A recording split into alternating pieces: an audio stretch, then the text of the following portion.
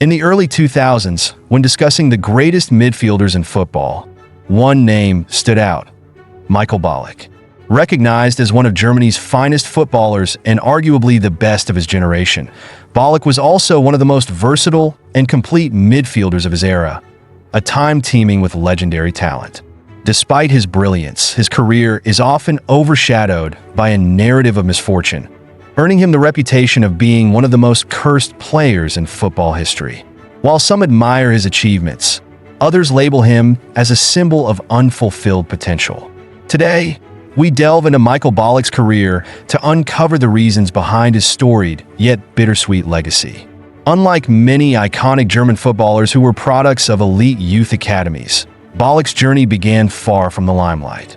His formative years were spent at Chemnitzer FC, a modest club in Germany's 4th division. By the time he was 19, a relatively late age by today's standards, his performances at Chemnitzer displayed enough promise to secure a move to the Bundesliga, where Kaiserslautern took a chance on the unpolished talent. Initially, Ballack didn't seem extraordinary on paper. He wasn't the quintessential midfield maestro like Xavi or Pirlo. Instead, Ballack embodied physical dominance, a trait rarely seen in midfielders of his time. Standing at 6 feet 3 inches, 189 centimeters, and weighing nearly 180 pounds, 80 kilograms, he was a commanding presence who could outmuscle opponents across the pitch. Over the course of his career, Ballack transitioned fluidly between positions, from a defensive sweeper to an attacking midfielder, adapting his skill set to fit any role. Beyond his physicality, Ballack was an exceptional passer and tactician. His ability to read the game and deliver pinpoint passes made him an asset both in building attacks and maintaining possession. His style of play combined elements of Sergio Busquets' precision with the offensive flair of Kevin De Bruyne, particularly in long passes and set pieces. Ballack was also ambidextrous, capable of unleashing powerful shots with either foot, which made him a constant scoring threat from outside the box. Headers, free kicks, and long-range strikes were all part of his arsenal, underscoring his well-rounded skill set. More than his technical abilities, Ballack was a natural leader. Even at a young age, he commanded respect from teammates and opponents alike. His composure, authority, and relentless drive made him an ideal captain, capable of rallying his team in moments of adversity. Ballack's professional rise began at Kaiserslautern in the 1997-1898 season.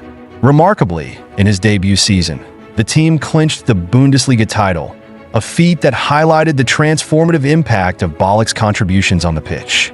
Though his personal statistics weren't extraordinary, his influence on both offense and defense was undeniable.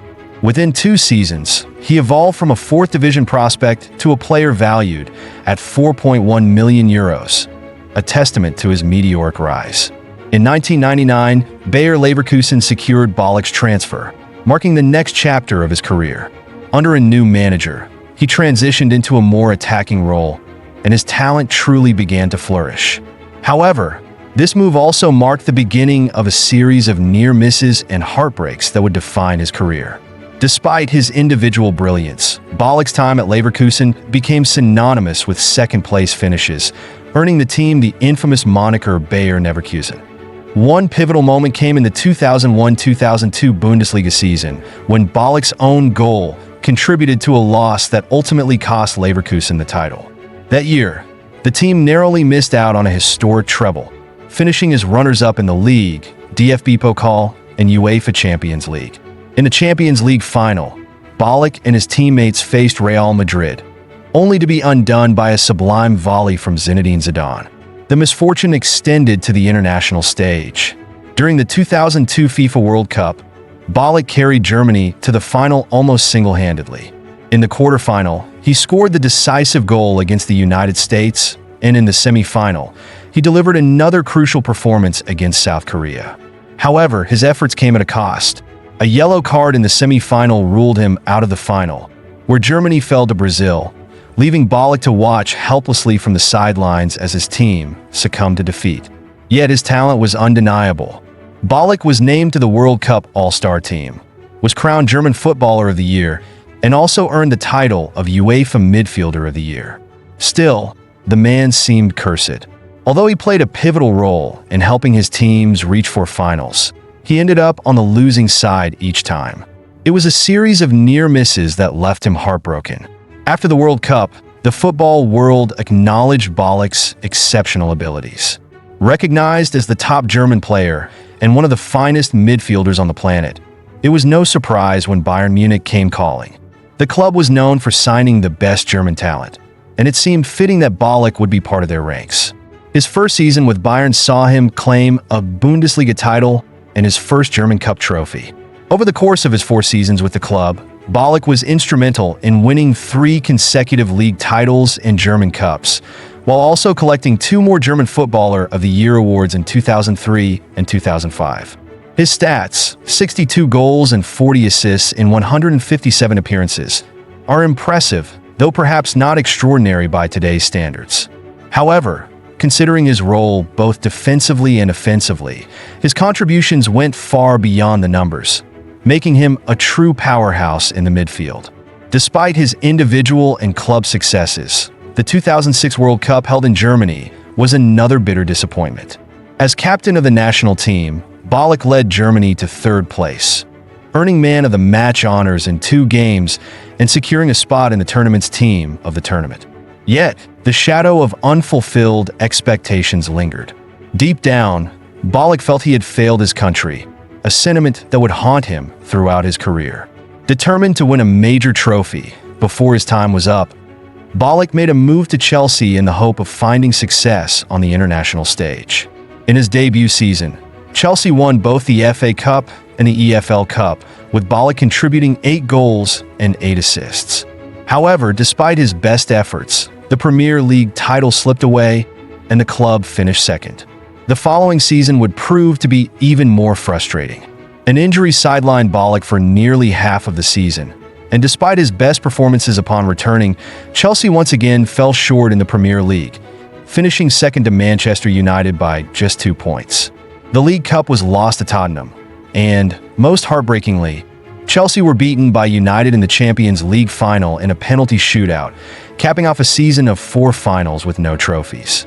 Ballack's final shot at international glory came in the 2008 European Championship. With Germany boasting a strong squad, the final against Spain was seen as his best opportunity for silverware. Yet, it ended in heartbreak once again as Spain triumphed 1-0 with a goal from Fernando Torres, leaving Ballack with 5 final defeats and no major titles to his name. Though he eventually secured a Premier League title in his final season at Chelsea, it was hard not to feel sympathy for Ballack, a player whose career seemed to be perpetually overshadowed by near misses and bad luck. Despite never winning the trophies that his talent deserved, Ballack's legacy is defined by his exceptional skill, leadership, and work ethic.